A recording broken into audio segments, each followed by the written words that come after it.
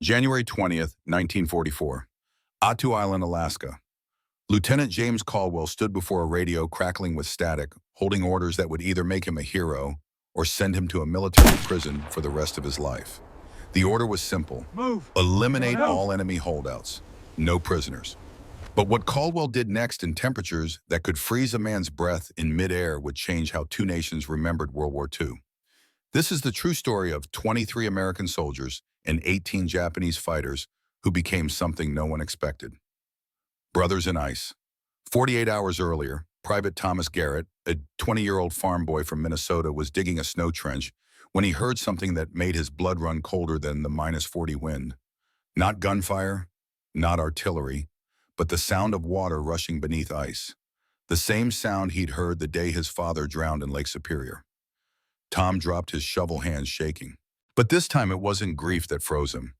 It was the realization that the enemy hiding 200 yards uphill was facing the exact same death he was. Except the enemy didn't know it yet. And if Tom didn't warn them, 18 Japanese soldiers would be buried alive under 30 tons of avalanche snow within 6 hours. What you're about to hear is the classified story of Operation Frozen Mercy, a mission so controversial, the U.S. military buried it for 30 years. You'll discover how American compassion became a weapon more powerful than bullets. The moment a Japanese sergeant who swore to die fighting chose to live. And why 18 enemy soldiers risked execution to surrender not to America's military might, but to something they'd been told didn't exist. American honor. But first you need to understand the man who started it all. A lieutenant haunted by a decision that killed his entire platoon in North Africa, the Aleutian Islands. A 1,000-mile chain of volcanic rock stretching from Alaska toward Japan. In 1942, Japanese forces invaded Attu and Kiska, the only American soil occupied during World War II. By May 1943, U.S. forces retook Attu in one of the bloodiest battles of the Pacific. But intelligence suggested 15 to 20 Japanese soldiers escaped into the mountains. Holdouts who refused to surrender, living off seal meat and melted snow. By January 1944, the military wanted them eliminated before spring, when they could sabotage American radar stations. Enter Charlie Company, 1st Battalion 87th Mountain Infantry, led by Lieutenant James Caldwell. James Caldwell, 28, grew up in the forests of Maine. Son of a logger, spent winters trapping in conditions most men couldn't survive 3 hours in. But Alaska wasn't what haunted him. It was Kasserine Pass, Tunisia, February 1943. Caldwell's platoon, 32 men, was ordered to hold a ridge against German tanks. Young Lieutenant Caldwell thought he knew better than headquarters, thought he could flank the panzers. He was wrong. All 32 men died. Caldwell survived because he'd sent himself on recon. Since that day, he'd followed every order to the letter. No deviations, no second guessing. Until Alaska, until he met a man who reminded him that orders aren't always right. Private Thomas Garrett didn't talk about his father. Not to Rodriguez, the wisecracking demolitions expert from New Mexico. Not to O'Connor, the grizzled World War I veteran who treated the boys like sons.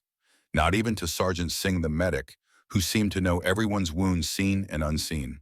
But every man in Charlie Company knew. Don't ask Tom about Lake Superior. Don't ask about the ice. And for God's sake, don't ask him why he volunteered for Alaska when he could have stayed stateside. Tom had his reasons. He'd spent 2 years believing that if he just kept his mouth shut on December 8th, 1941, his father would still be alive. Dad, the fish are running today. We should take the boat out. 5 words that sent his father through thin ice into water so cold, the body was found 3 days later, still clutching the oar. Tom came to Alaska to prove something. That winter wouldn't beat at him the way it beat his old man. The men of Charlie Company came from everywhere. Rodriguez from the deserts of New Mexico, learning to hate cold for the first time. O'Connor from Boston, who'd seen the Argonne Forest in 1918 and thought he'd seen everything war could offer. Sergeant David Singh, 32, from Sacramento, whose parents came from Punjab. A medic who'd fought harder for his uniform than any white soldier because every day he had to prove he deserved to wear it.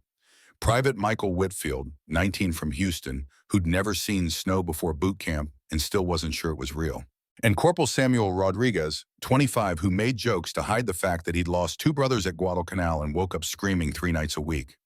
These were the men who would have to choose between following orders and following something deeper.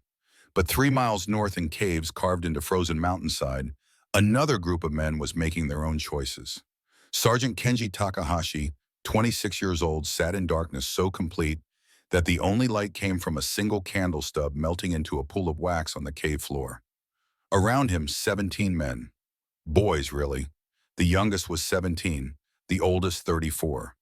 They had been on Atu since the invasion in June 1942. 20 months of watching their garrison shrink from 1,500 men to these final 18. When the Americans retook the island in May 1943, Takahashi had led his men into the mountains. They were ordered to fight to the death, to die with honor rather than face the shame of surrender. But 20 months is a long time to stay faithful to orders from men who are 3,000 miles away. Takahashi was from Hokkaido, the northernmost island of Japan. He knew cold. He knew winters that killed the unprepared. He knew how to survive when nature wanted you dead. What he didn't know was how much longer his men could survive this. They had eaten the last of their rice 3 days ago. Now they were down to melted snow and the occasional seal they could club to death on the rocks below. Frostbite had claimed the toes of 6 men. Scurvy had loosened the teeth of 9. One man, Private Sato, was coughing blood every morning. Takahashi knew what the code of Bushido demanded: death before dishonor. A warrior does not surrender. But he also knew something the code didn't mention: that watching your men die slowly from cold and hunger while you do nothing is its own kind of dishonor. He had written in his journal, hidden beneath his tattered uniform. The words were in Japanese, but the meaning would translate clearly enough. I do not know if we are fighting for Japan anymore, or simply fighting to prove we can die well. Corporal Tanaka, 24, sat across from him in the cave. Once a schoolteacher in Osaka, now a soldier who couldn't remember the last time his hands didn't shake from cold. Tanaka spoke quietly in Japanese, his voice barely audible above the wind howling outside the cave. Sergeant-san, how much longer? Takahashi didn't answer immediately. How do you tell men that their suffering might be meaningless? That the war they were fighting had already moved 1,000 miles west? That Japan was losing slowly, inevitably? Until we receive orders otherwise, he finally said. But we have no radio, no contact. We do not even know if Japan still fights. Takahashi's jaw tightened. Then we assume they do. And we hold. Another voice, Private Yamamoto, 19, from Kyoto. Sergeant-san, the Americans have not come for us in 8 months. Perhaps they have forgotten we exist. Takahashi wanted to believe that. But he knew better. The Americans had not forgotten. They were simply waiting for winter to do what their bullets could not. But what the Americans didn't understand was that Takahashi and his men were not afraid of winter. They were afraid of dying without purpose. And that fear was starting to outweigh their fear of dishonor. January 15th, 1944, 0600 hours. Caldwell gathered Charlie Company in the mess tent. Outside, the thermometer read -28 Fahrenheit. Inside, breath formed clouds thick enough to hide a man's face. Gentlemen, Caldwell's voice cut through the cold. Intelligence confirms 18 Japanese holdouts operating from caves 3 miles north. Our orders are to locate, engage, eliminate. Rodriguez raised his hand. Sir, in this weather, Caldwell repeated. Command wants it done before the spring thaw. They've already survived 8 months up there. We can't let them reach another summer. O'Connor, who'd fought in the Argonne Forest in 1918, muttered under his breath, but loud enough to hear. Sir, respectfully, the mountain's gonna kill them before we do. Caldwell's eyes darkened. Maybe, but we follow orders. We depart in 30 minutes. Pack for 3 days. Keep weapons under your coats. At 40 below, metal sticks to skin. The men dispersed to their bunks. Tom sat on his cot, checking his gear for the 3rd time. Wool-lined parka stamped U.S. Army. Felt-lined boots rated to -50. Chocolate D-bars with 600 calories each. Spare ammunition. Water canteen wrapped in insulation. And something else. Something he'd carried since Minnesota. A photograph of his father, standing on the dock at Lake Superior, smiling, 3 weeks before the ice took him. Tom folded it carefully, placed it in his breast pocket next to his heart. Rodriguez sat beside him. You good, Minnesota? Tom nodded. Yeah, just thinking. About how we're about to go kill men who are already half dead from cold. Rodriguez was quiet for a moment. Then he said something Tom would remember for the rest of his life. Maybe that's why we gotta do it quick, so they don't suffer more. But Tom wondered if there was another option. One nobody had considered yet. They departed at 0630, 23 men moving through snow that came up to their knees. The landscape was biblical in its emptiness. White mountains against white sky, no trees this high up, just rock and ice and wind that screamed like something alive. Caldwell led from the front, map in one hand, compass in the other. Behind him, the column moved in single file, each man stepping in the footprints of the man ahead to conserve energy. O'Connor, third in line, had seen combat in France 26 years earlier. He'd thought nothing could be worse than the trenches at Belleau Wood. He was wrong. At least in France, the enemy was human. Here, the enemy was the air itself. Every breath felt like inhaling broken glass. Exposed skin went numb in under a minute. Singh, moving near the rear, watched the men for signs of hypothermia. Slurred speech, confusion, the desire to lie down in the snow and sleep. He'd already seen one man in training die that way. Sat down to rest and never got up. By 1100 hours, they'd covered 2 miles. One more to go. That's when the weather changed. The sky, already gray, turned the color of old iron. The wind, already brutal, doubled in speed. And the temperature, already deadly, began to fall. Caldwell checked his thermometer, -34. He'd planned for -25, maybe -30. Not this. Rodriguez came up beside him, shouting to be heard over the wind. "Sir, we should dig in. Wait it out." Caldwell scanned the horizon. There was nowhere to dig in, just open slope for a mile in every direction. "We keep moving," he said. "If we stop, we freeze." But what Caldwell didn't know was that 300 yards ahead, Takahashi was making the same decision. Both groups, American and Japanese, were now walking directly toward each other, and neither knew the other was there. January 16th, 02:17 hours. Temperature -39 Fahrenheit. Tom, Rodriguez, and Caldwell moved through darkness so complete the only light came from the aurora borealis. Green curtains shimmering above the mountains like ghost dancing. Tom's breath crystallized instantly, forming ice needles on his scarf. His M1 Garand, tucked under his coat against his ribs, felt like a frozen crowbar. He'd been taught to keep the weapon warm. Metal at 40 below could shatter like glass if dropped. The oil in the firing mechanism would freeze solid. So he carried it against his body, stealing warmth from his core, even though it made him colder. Caldwell raised a fist. "Stop." 20 yards ahead, movement. 2 figures in ragged uniforms, breath rising in clouds. Japanese. Rodriguez whispered, "Sir, permission to engage." Then came a sound that stopped everyone's heart. Crack. The sound split the night like a gunshot. But it wasn't gunfire. A tree branch frozen solid, snapping from cold. And in the silence that followed, every man, American and Japanese, heard it. The mountain groaning. One gunshot. One loud noise. One wrong move. And the snowpack above them would collapse. For 30 seconds, 4 men stood in the darkness, weapons raised, fingers on triggers. But no one fired. Caldwell locked eyes with the Chinese soldier directly across from him. A man about his age, with sergeant stripes visible even in the dim light. The Japanese sergeant looked up at the snowpack, then back at Caldwell. And slowly he lowered his rifle. Not in surrender, in understanding. Caldwell did the same. Rodriguez hissed, "Sir, what are you doing?" Quiet, Caldwell breathed. "Back away, slow." The Japanese did the same. 10 seconds later, both patrols had vanished into the darkness. No shots fired, no blood spilled. Just 2 groups of men who chose to live another day. Tom would later write in his journal in handwriting that shook from more than just cold. "Tonight I met the enemy, and he was afraid of the same thing I was." Dawn came late and gray. The storm had passed, leaving behind a world encased in ice. Tom was checking the perimeter when he saw it. A hand sticking out of the snow.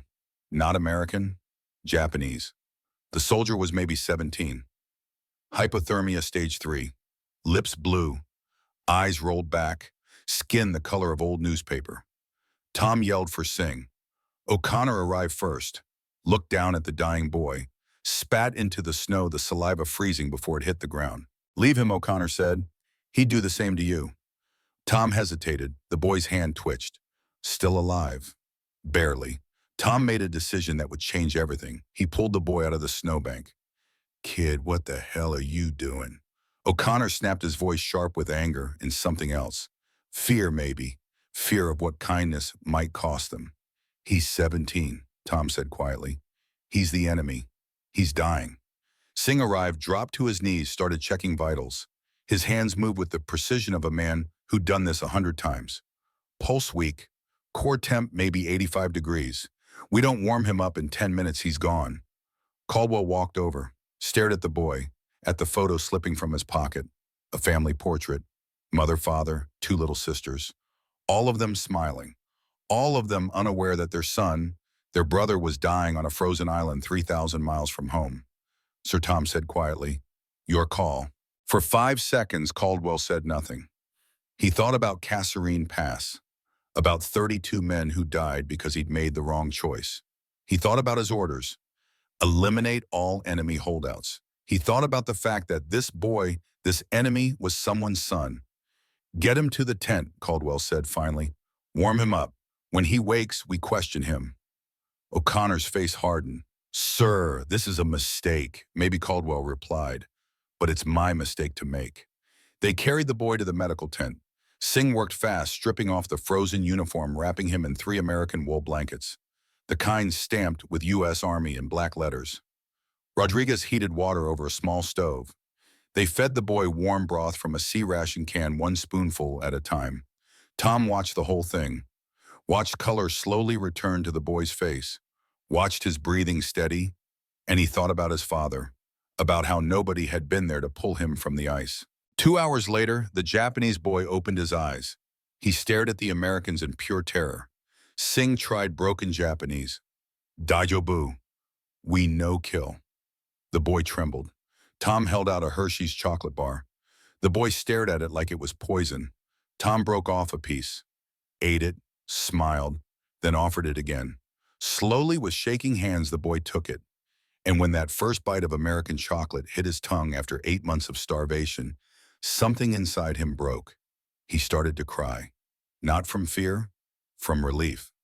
Rodriguez whispered, "Jesus, when's the last time he ate real food?" Through Singh's broken Japanese and the boy's broken English, they pieced together the story.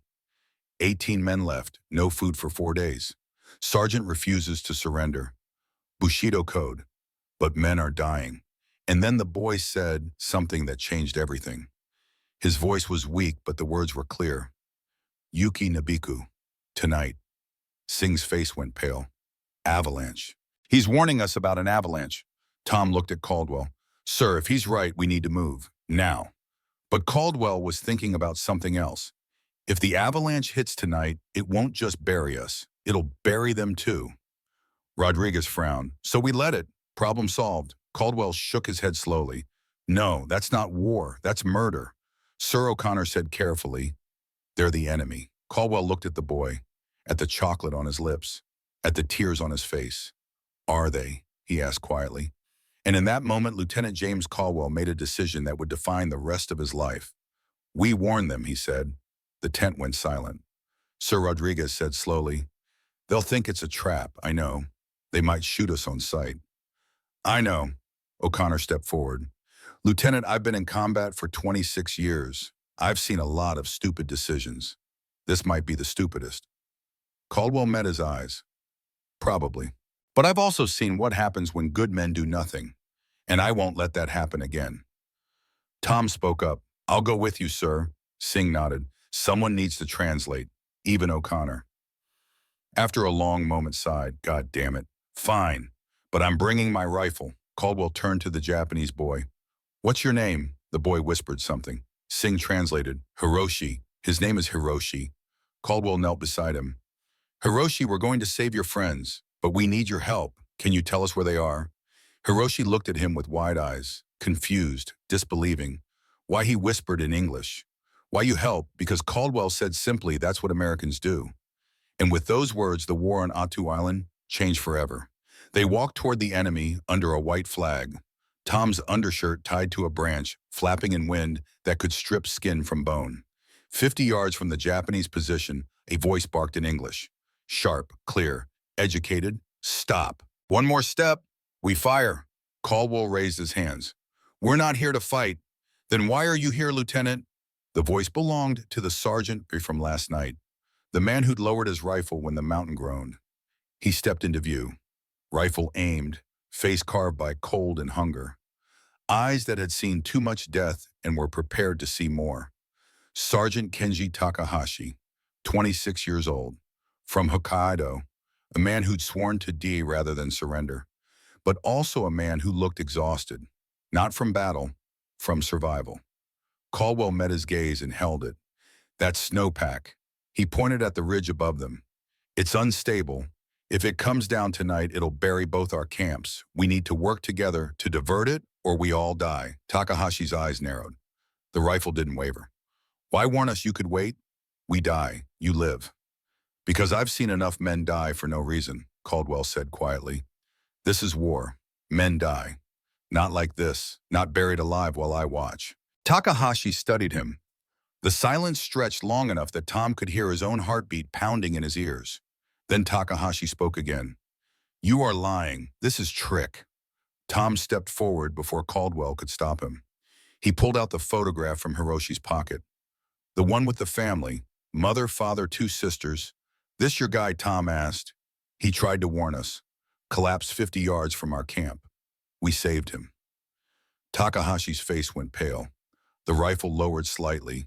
He stared at the photograph, at the face of a boy he'd known since that boy was 14, the youngest brother of his closest friend killed at Atu in May. Hiroshi Takahashi whispered. Where is he alive? Tom said. Our medic treated him, fed him, gave him blankets, American blankets. Why? Takahashi's voice cracked slightly. Why not let him die? Tom thought about his father, about Lake Superior, about choices made and chances lost. Because that's what we do, he said simply. Takahashi looked at the ridge, at the snowpack that hung there like a frozen wave about to break. He'd grown up in Hokkaido. He knew snow, knew avalanches, knew what happened to men caught in their path. He looked back at Caldwell. What do you propose? Caldwell took a breath. 48-hour truce. We dig diversion barriers together. When the avalanche risk passes, we go back to war. But at least we'll be alive to fight. Takahashi's men stirred behind him. One whispered in Japanese, sharp and angry. Takahashi silenced him with a raised hand. My men will not accept, Takahashi said. They swore death before dishonor. There's no dishonor in choosing to live when the mountain is the real enemy. Caldwell replied. Long pause. Wind howled between them. Snow devils danced across the frozen ground. Then Takahashi did something that would have gotten him executed in Tokyo. He extended his hand. Not a surrender, an agreement between 2 men fighting the same war against winter. Caldwell took it. Their hands met, gripped. 2 enemies bound by something stronger than orders. The handshake of men who'd chosen to be human first and soldiers second. For the first time in the Pacific War, American and Japanese soldiers worked side by side. Not as friends, but not as enemies either. They dug trenches to redirect snowflow, piled rocks, reinforced weak points with timber scavenged from lower elevations, 20 feet apart. No talking, just work. The Americans on one side, the Japanese on the other. But the mountain didn't care about sides. It wanted them all dead equally. Rodriguez, shoveling beside a Japanese corporal, wiped sweat that froze instantly on his face. The Japanese soldier nodded, a gesture of shared misery. Rodriguez pulled out a Hershey bar, the last one in his pack, broke it in half. The Japanese soldier stared. Rodriguez held out half. Go ahead. The man took it slowly, like he expected it to vanish, or explode, or turn to ash in his hand. He bit down, and for the first time in 8 months he smiled. Rodriguez smiled back. Didn't speak, didn't need to. Chocolate was a universal language. Singh, working near a boulder, treated a Japanese soldier's frostbite. The man's fingers were black at the tips. Stage 3. He'd lose them eventually, but Singh could stop the spread. He didn't speak, just wrapped the blackened fingers in gauze, applied ointment from his kit, worked with the same care he'd give to any American soldier. The Japanese soldier bowed when Singh finished. Deep, full of meaning that transcended language. Singh bowed back. Not as deep, but enough. O'Connor, the man who'd said, leave him to die, Hiroshi now found himself working alongside a Japanese private who couldn't have been older than 20. The boy's hands were purple. He kept stopping to blow on them, trying to restore feeling. O'Connor watched for a minute, then pulled off his spare gloves. Wool-lined. American issue. The private tried to refuse, shook his head, gestured that O'Connor needed them. O'Connor shoved them into the boy's hands. Your fingers are purple. Take them. The boy looked at the gloves, at O'Connor, at the gloves again. Then he put them on. And O'Connor, who'd killed Germans at Belleau Wood, who'd spent 26 years believing the enemy was always the enemy, felt something shift inside him. Maybe the enemy was just a man on the other side who was cold too. Tom worked beside Takahashi. Neither spoke for the first hour, just the sound of shovels biting frozen earth, the wind, the mountain breathing. Then Takahashi's shovel broke. The handle snapped clean through, wood frozen brittle as glass. Tom handed him his spare without a word. Takahashi looked at him. Why help us? Tom kept digging. My dad drowned in ice, Lake Superior. I know what it's like to fight water you can't see. Figured you do too. Takahashi nodded slowly. Hokkaido, my home. Very cold. Like this. Minnesota, Tom replied. Also cold. A ghost of a smile crossed Takahashi's face. Maybe we are not so different. Tom thought about that. About how they'd been trained to hate each other. How propaganda on both sides painted the other as monsters. But here on this frozen mountain, the only monster was the cold. And the cold didn't care what flag you served. Not everyone accepted the truce. Private Jensen, whose brother died at Pearl Harbor, watched with clenched fists and murder in his eyes. He'd been silent all day, working alone, refusing to look at the Japanese, refusing to acknowledge what was happening. That night, he cornered Caldwell outside the tent. Sir, this is wrong. His voice shook with rage. These bastards killed Americans. I know, Caldwell said quietly. My brother was on the Arizona. He was 19. He burned alive because of them. I know. So why are we helping them? Caldwell turned to face him fully. Because helping them helps us. And because if we become the kind of men who let people die when we could save them, we're not fighting for America anymore. We're just fighting. Jensen's hands clenched. You're going to regret this, Lieutenant, maybe Caldwell said, but I can live with regret. I can't live with being a murderer. Jensen spat into the snow and walked away. Caldwell watched him go, knew that hatred ran deep, knew that some wounds couldn't be healed by chocolate bars and shared labor. But he also knew that some could, and right now that was enough. By 2,200 hours, they'd completed 60% of the barriers. The trenches were dug, the rocks piled, the weak points reinforced. It wasn't perfect, but it might be enough, might. Caldwell studied the ridge through binoculars. The snowpack was massive, unstable, shaped by wind into an overhang that defied gravity. One loud noise, one vibration, one wrong breath, and it would all come down. O'Connor came up beside him. Think it'll hold till morning, Caldwell lowered the binoculars. I don't know. Maybe, if we're lucky. O'Connor grunted. Never been much for luck. Me neither. Caldwell admitted. They stood in silence. Two soldiers looking at a mountain that wanted them dead. Then O'Connor spoke again. Sir, about what I said, about leaving the kid to die. Caldwell waited. You were right. O'Connor's voice was rough. I've spent too many years hating. Thought it made me strong.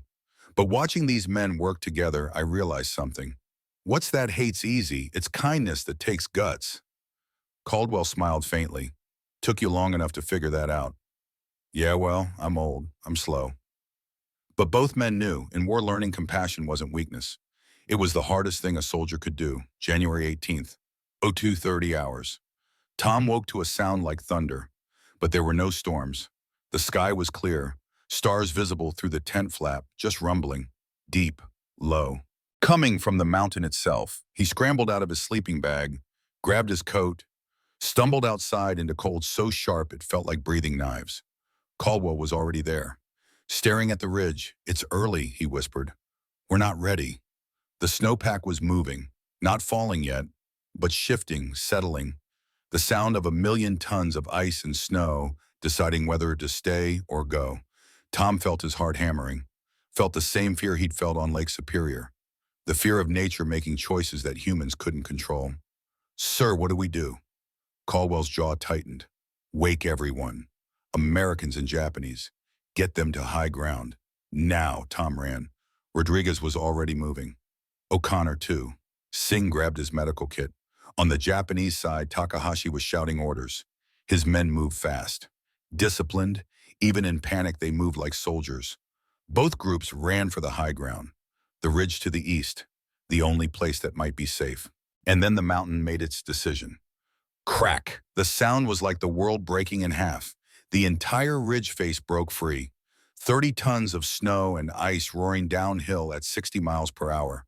A wall of white death, straight toward the Japanese camp. 30 seconds. That's how long they had. Caldwell screamed, "Everyone out!" Move Americans erupted from tents, grabbed gear, ran. But the Japanese camp was directly in the avalanche path. Takahashi's men scrambled, but the snow was faster. Tom saw a Japanese soldier trip and fall, the one who'd shared the chocolate bar with Rodriguez. Young, maybe 20. The wall of white consumed him. Tom didn't think, didn't calculate, didn't weigh the risks. He just ran into the avalanche. Garrett knew Caldwell's voice was swallowed by the roar. Tom dove, grabbed the soldier's arm, felt the man's hand grip back, desperate, terrified. And then the snow hit them both.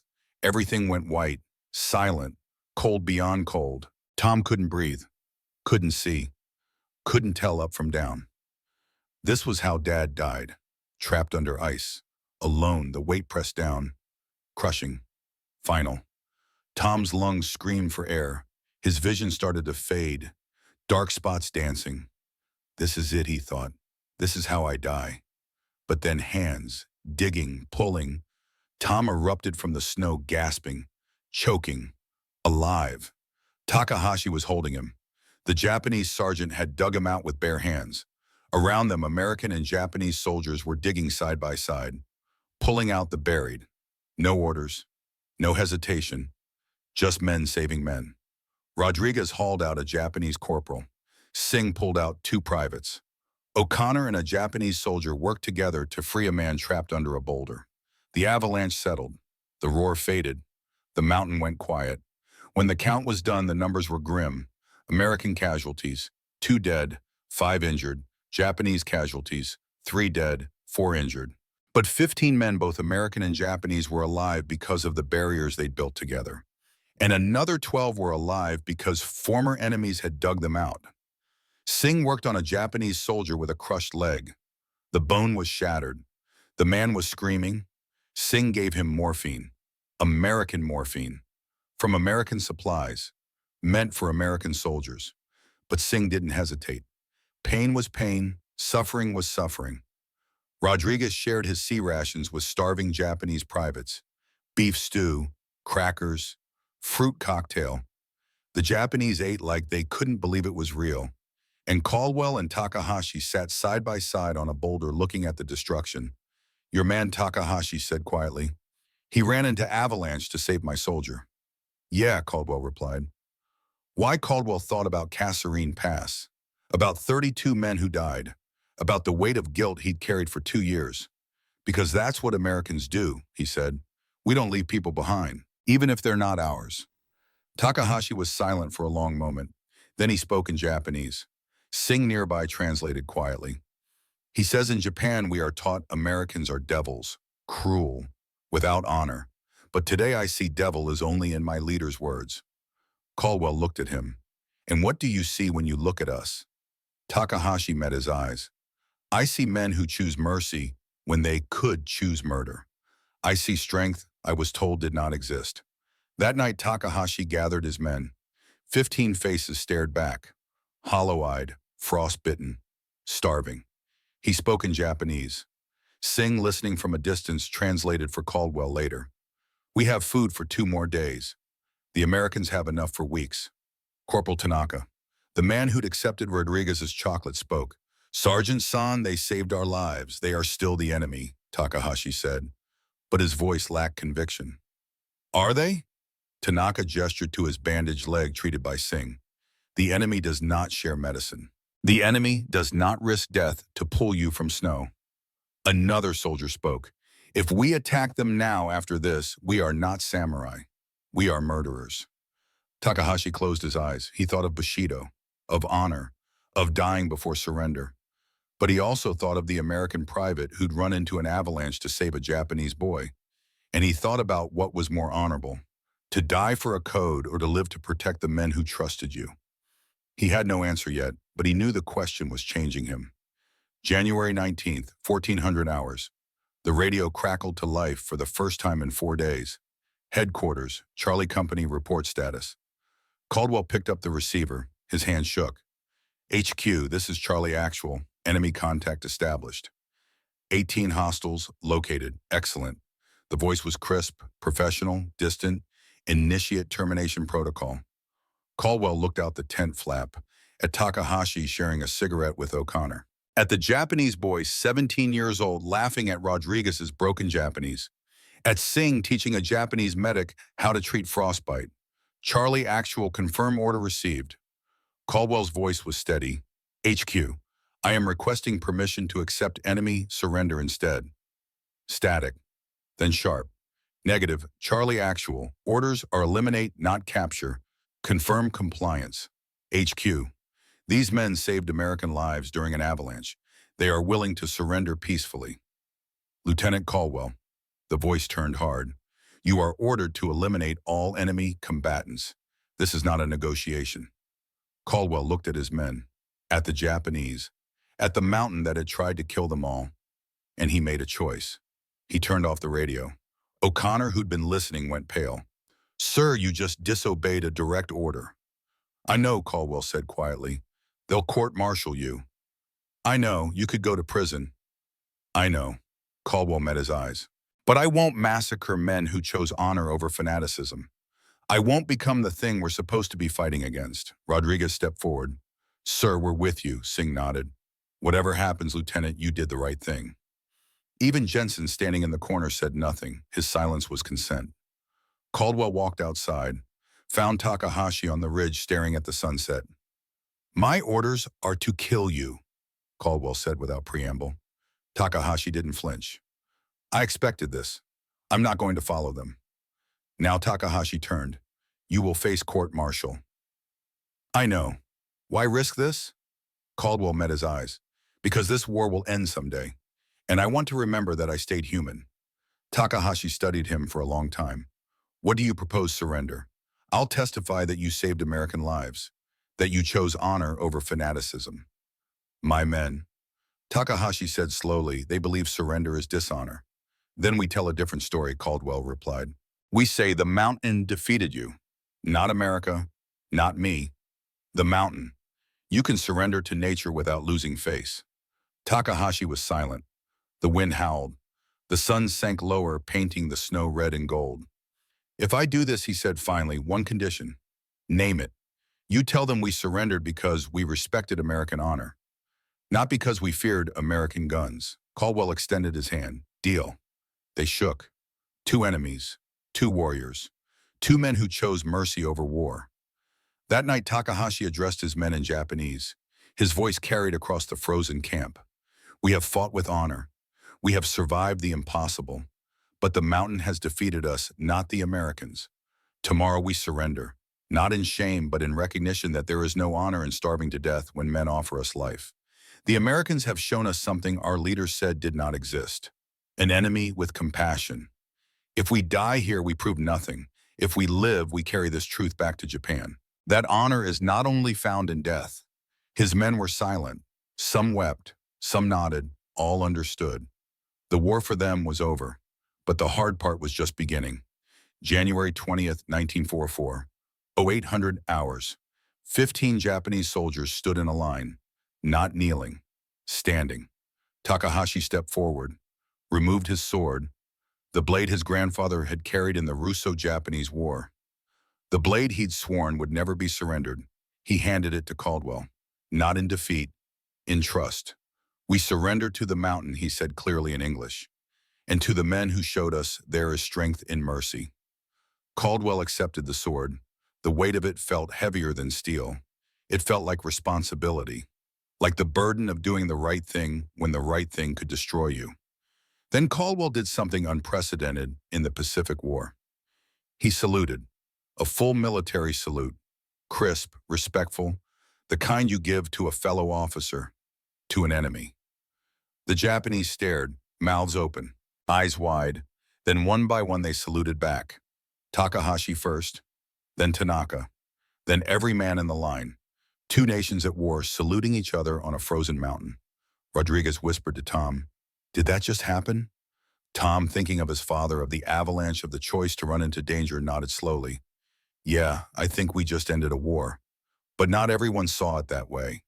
Private Jensen had been standing at the edge of the group, silent, fists clenched, face red with something beyond cold. He watched the salute, watched the surrender, watched Americans treating the enemy like human beings, and something inside him broke. "This is treason." Jensen grabbed his rifle, aimed it at Takahashi. Every weapon in the camp swung toward him, American and Japanese both. "Jensen, stand down." Caldwell's voice cut like a whip. "They killed my brother at Pearl Harbor." Jensen's voice cracked. His hands shook on the rifle. Tears froze on his cheeks. "And you think murdering them makes it better?" "I think following orders made sense before we started playing friends with the enemy." When he stepped in between Jensen and Takahashi, didn't raise his weapon, just stood there. A farm boy from Minnesota blocking a bullet meant for a Japanese sergeant. "Shoot him, you go through me first." Jensen's aim wavered. "Tom, get out of the way." "No, they killed Americans." "So did Winter," Tom said quietly. "So did the mountain. So did 1,000 things that don't care about flags or countries or who's right and who's wrong. These men didn't kill your brother. A different war, a different place, different people killed your brother." Jensen's rifle lowered slightly. His whole body trembled. "I just wanted someone to pay." O'Connor stepped beside Tom, the old World War I veteran who'd seen more death than any of them. Jensen O'Connor's voice was rough but gentle. "I fought in the Argonne, killed more Germans than I can count. You know what I learned?" Jensen looked at him. "Waiting. Killing the enemy is easy. Living with yourself after is the hard part. I've spent 25 years hearing screams. Don't add to yours." Jensen's rifle dropped. He sank to his knees in the snow, sobbed like a child. "I just miss him. I just want my brother back." Takahashi, understanding enough English, stepped forward slowly.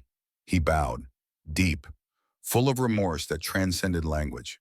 "Your brother, Pearl Harbor." Jensen nodded, unable to speak. "I am sorry."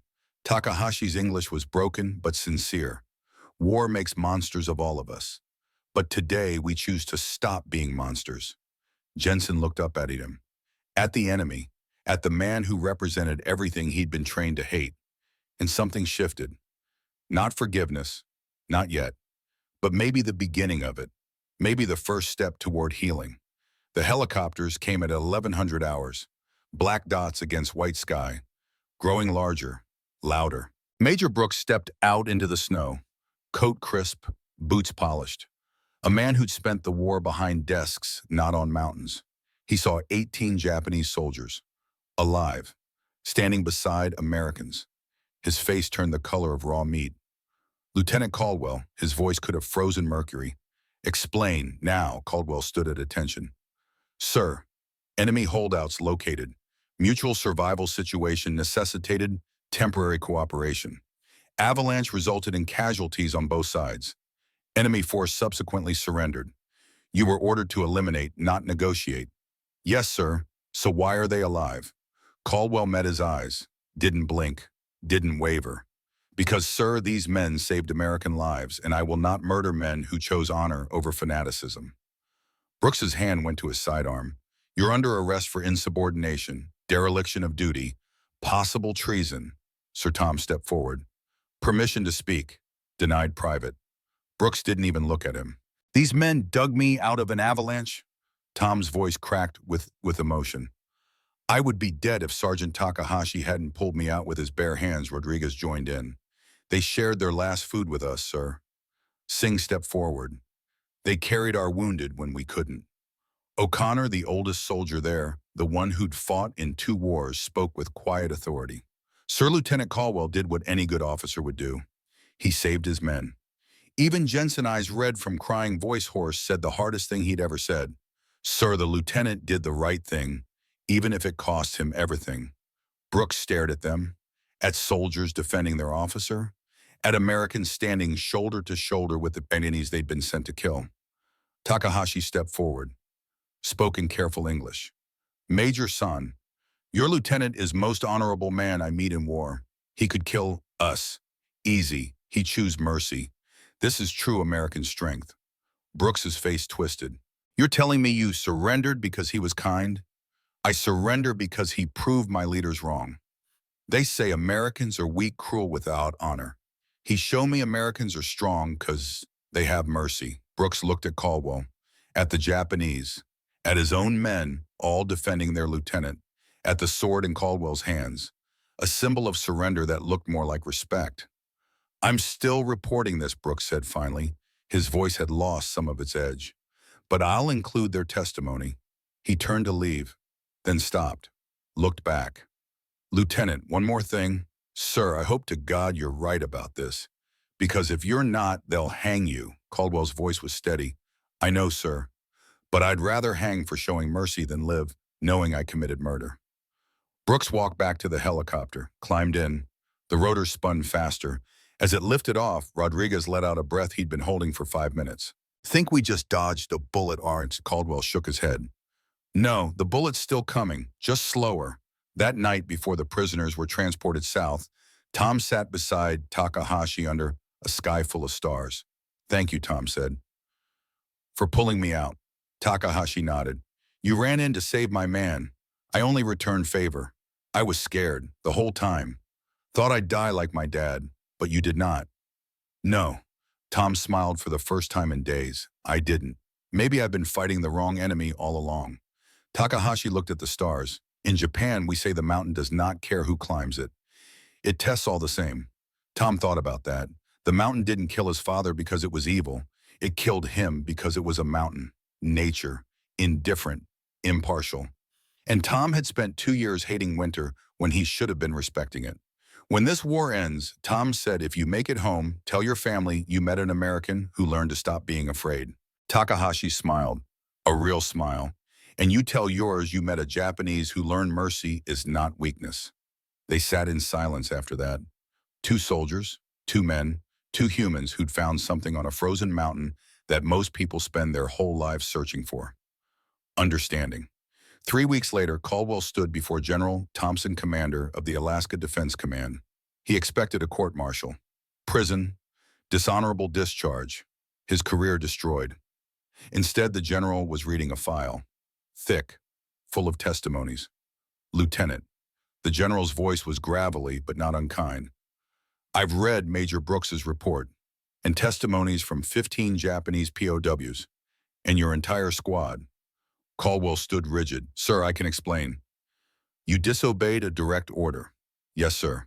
And in doing so, you secured the surrender of 18 enemy combatants without additional American casualties. Caldwell blinked. Sir, you also demonstrated to Japanese forces that Americans fight with honor. 3 other Japanese holdout groups surrendered in the following weeks. Citing the mercy shown at Atu, the general stood, walked around his desk, looked Caldwell in the eye.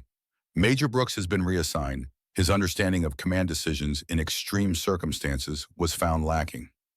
You're being promoted to captain, and your squad is being recommended for commendations. Caldwell's voice shook. Sir, why? Because you reminded us what we're fighting for. The general's voice softened. We're not fighting to become like our enemies. We're fighting to prove we're better. You showed that an American soldier can be strong enough to show mercy. That takes more courage than pulling a trigger. Caldwell felt something he hadn't felt since Kasserine Pass. The weight lifting. Not completely, but enough. Thank you, sir. Don't thank me. Thank your men. And thank those Japanese soldiers for having the courage to surrender. The general paused, and Lieutenant Captain Caldwell, sir, don't make me regret this. August 1944, POW Camp, California. Takahashi and his men were assigned to agricultural work, picking fruit, tending fields, labor that felt almost peaceful after months of survival. The American guards treated them not as monsters, but as men. One guard, Corporal Williams, taught Takahashi baseball, how to throw a curveball, how to swing for the fences. Another shared cigarettes. Lucky strikes. American tobacco that tasted like freedom. Takahashi wrote in his journal every night. The words were in Japanese, but the meaning transcended language. Every day here, I learned my leaders lied. Americans are not devils. They are farmers who laugh, soldiers who share food, guards who teach games. One day a guard asked him directly, "Sarge, why'd you surrender? You could have kept fighting." Takahashi thought carefully before answering.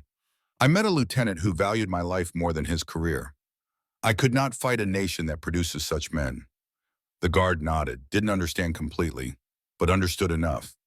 November 1944, Caldwell received a letter via the Red Cross, International Mail, postmarked from a POW camp in California.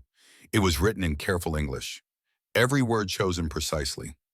Caldwell saying, "I am alive because you chose mercy over orders.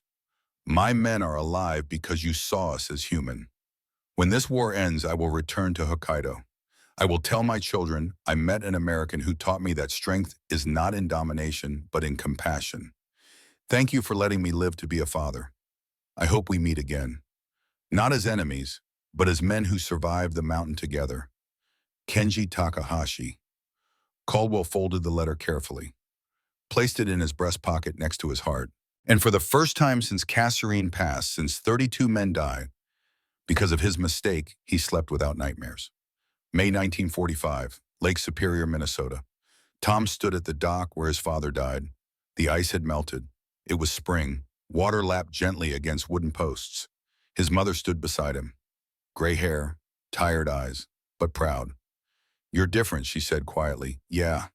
Alaska changed you." Tom watched the water. No longer feared it. No longer saw it as the thing that took his father. "I learned something, Ma." Tom's voice was steady.